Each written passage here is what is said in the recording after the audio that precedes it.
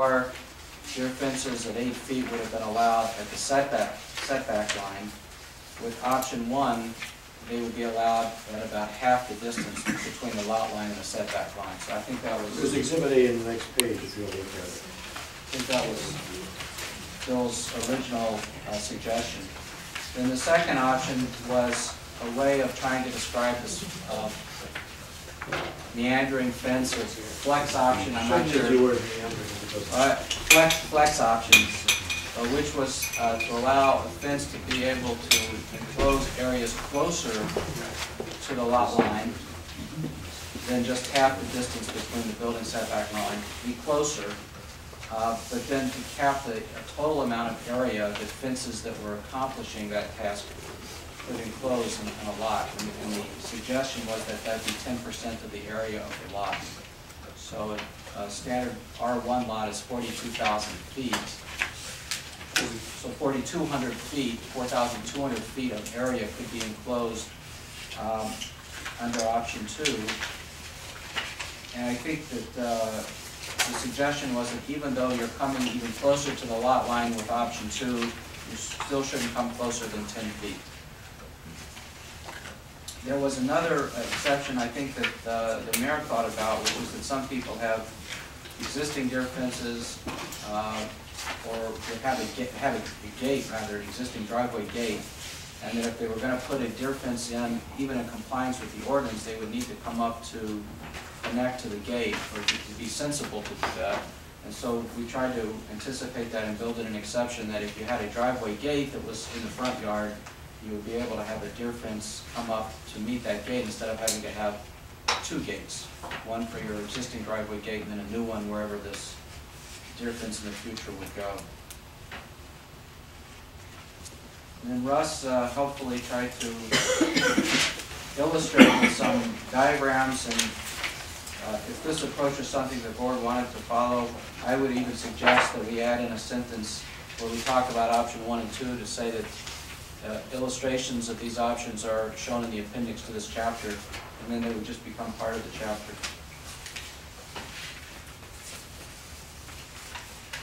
That's about all I think is really significant in what's changed.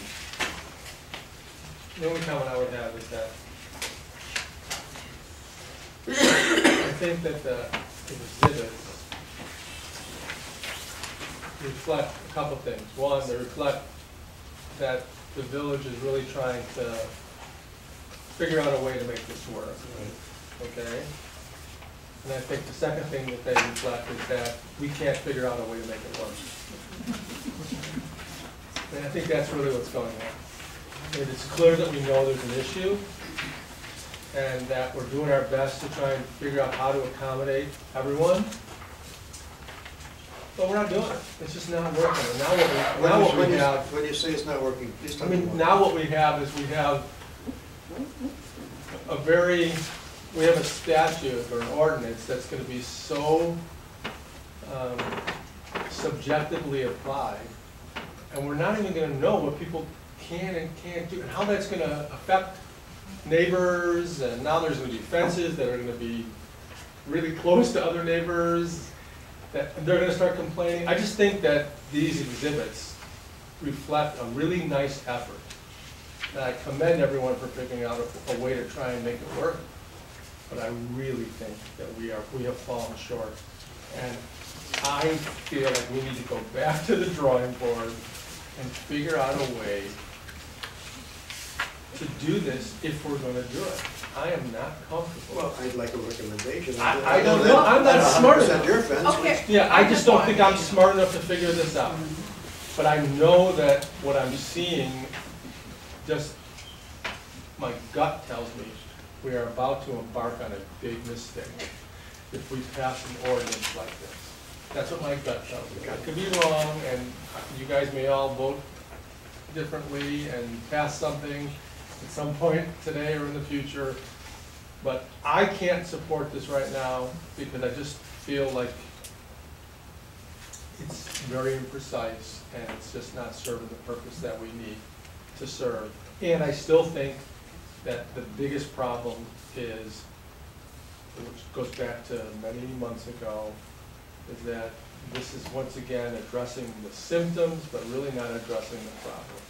Because the problem is the deer, the problem is not the fences. Well, the problem is the deer, and the question is,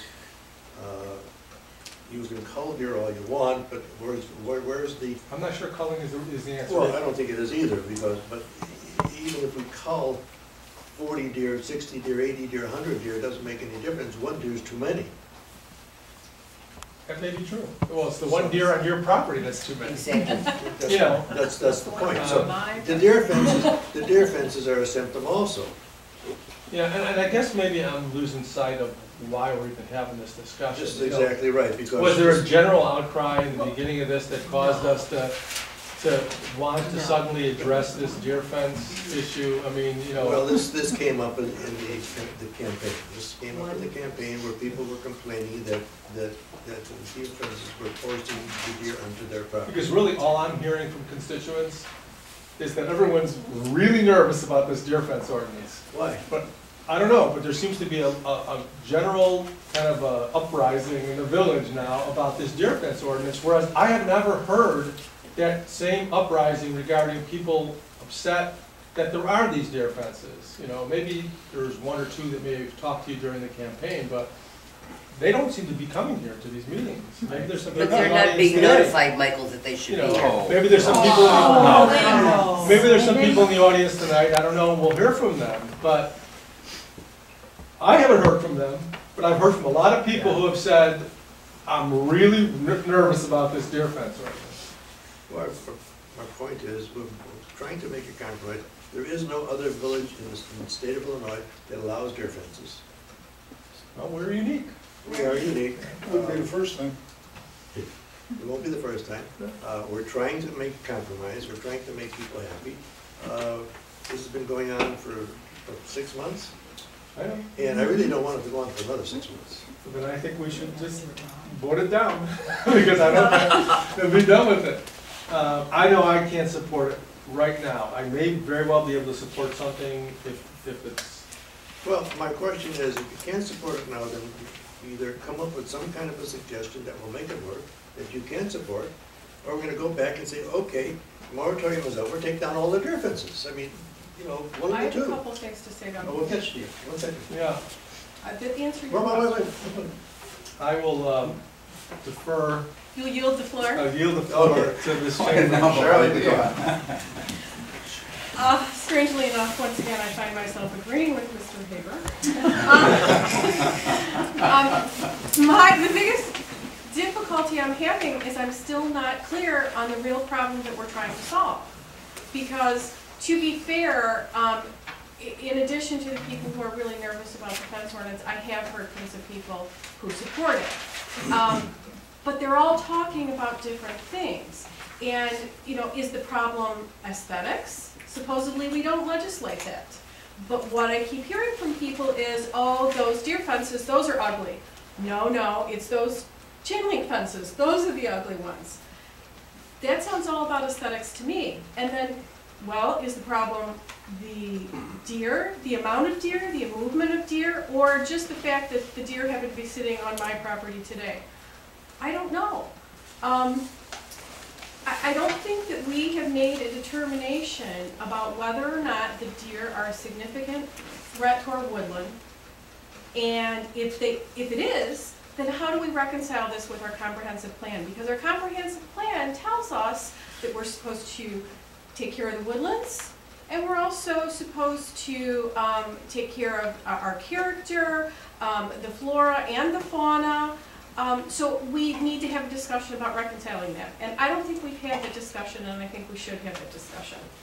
So what I think we should do is I think that we should put together a task force. And as Mike had said, I think we're on the road, we're trying to compromise.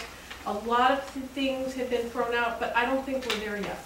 And I think at the point that we're at right now, instead of a compromise that everybody can live with, we're right at the point where everybody's going to be mad. And so that's why I'm That's really a good uncomfortable. compromise. But I like the idea of a task force, some people from the village, some people from different sides of the issue.